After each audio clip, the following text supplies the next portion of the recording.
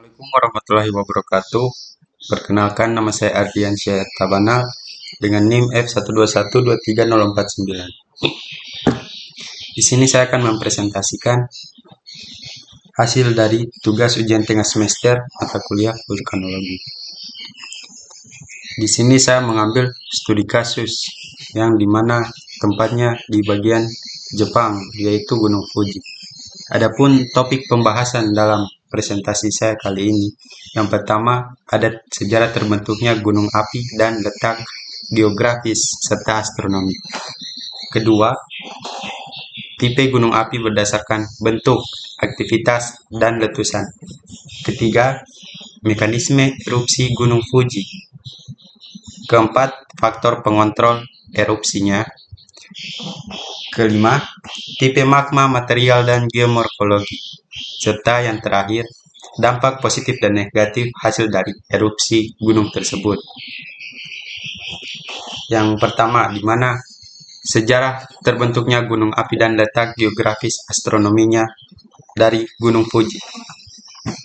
Gunung Fuji terbentuk sekitar 100.000 tahun yang lalu sebagai hasil aktivitas vulkanik di zona subduksi, di mana 3 lempeng tektonik bertemu, yaitu lempeng Pasifik, lempeng Filipina, dan lempeng Eurasia. Gunung ini mulai tumbuh dari Gunung Fuji tua ke Gunung Fuji yang baru, yaitu Gunung Fuji yang sekarang ini, yang memiliki bentuk kerucut yang terkenal, serta terletak di Pulau Honshu, Jepang.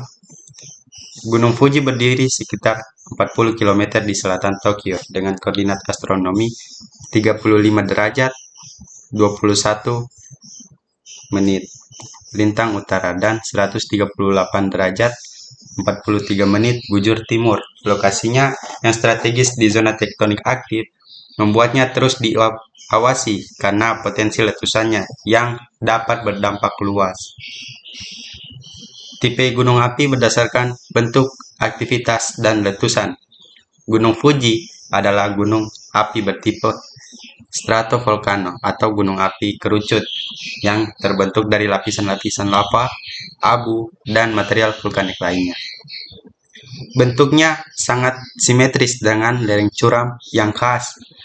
Aktivitas letusannya cukup beragam, mulai dari letusan efusif berupa aliran lava basaltik yang cair hingga letusan eksplosif dengan lontaran material piroklastik dan abu vulkanik.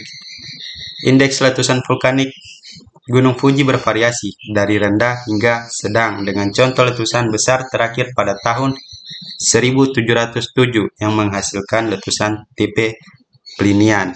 Nah, di sini ada 2 tipe letusan Gunung Fuji yang terdapat, yaitu letusan eksplosif dan letusan efusif. Selanjutnya, mekanisme erupsi Gunung Fuji. Mekanisme erupsi Gunung Fuji dipengaruhi oleh tekanan magma di reservoir yang terletak di bawah gunung. Akibat akumulasi gas dan magma yang mengandung kandungan silika menengah hingga rendah menyebabkan tekanan meningkat, sehingga ketika mencapai ambang di dalam sistem magmatik, terjadi retakan dan saluran melalui mana magma keluar. Ada 2 proses penting yang memicu erupsi tersebut, yaitu promosi gelembung gas dalam magma akibat peningkatan tekanan dan perubahan stres tektonik dari gempa bumi sekitar Fuji. Di sini terdapat 2, yaitu peningkatan tekanan dan perubahan stres akibat dari tektonik, yaitu 2 contoh yang mengakibatkan erupsi Gunung Fuji tersebut.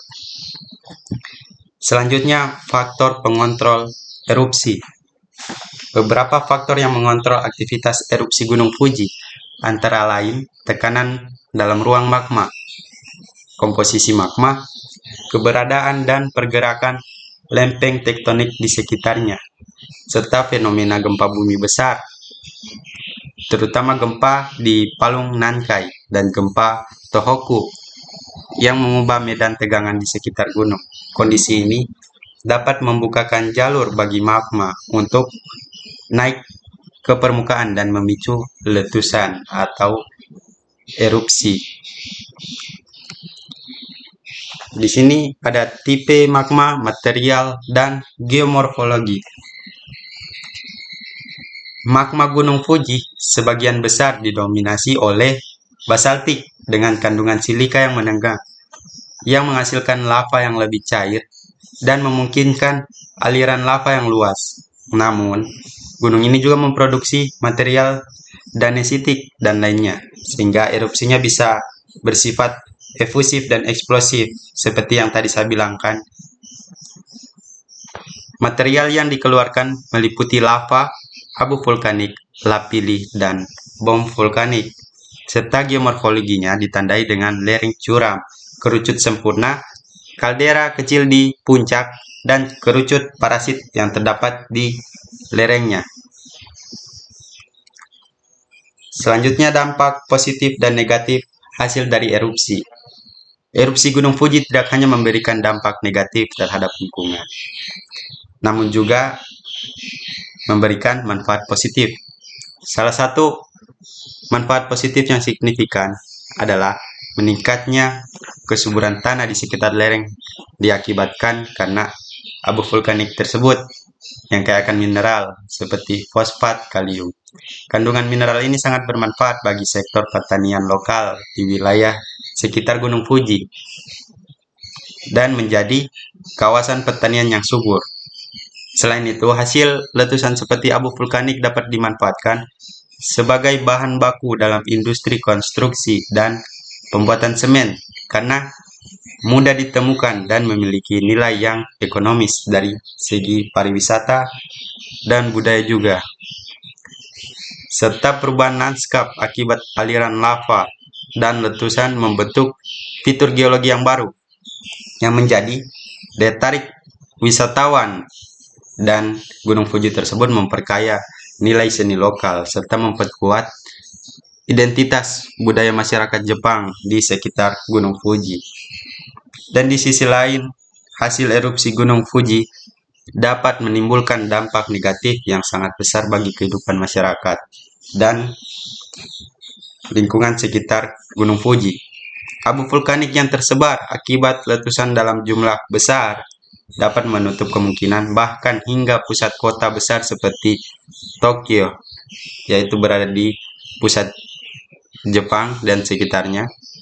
Kondisi ini menimbulkan berbagai masalah, mulai dari gangguan kesehatan pernafasan, kerusakan pada sistem transportasi dan kelistrikan, hingga menurunnya kualitas hidup masyarakat secara menyeluruh. Penumbukan abu vulkanik tersebut yang bercampur dengan air hujan juga berpotensi menyebabkan kerusakan struktural pada bangunan dan rumah warga, sehingga menimbulkan kerugian ekonomi yang cukup besar.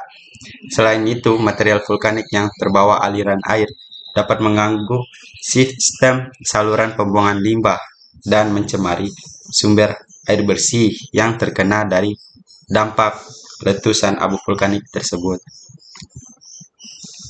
Sekian dari presentasi saya, mohon maaf ada kesalahan kata. Saya akhiri, wabillahi taufiq wal hidayah. Assalamualaikum warahmatullahi wabarakatuh.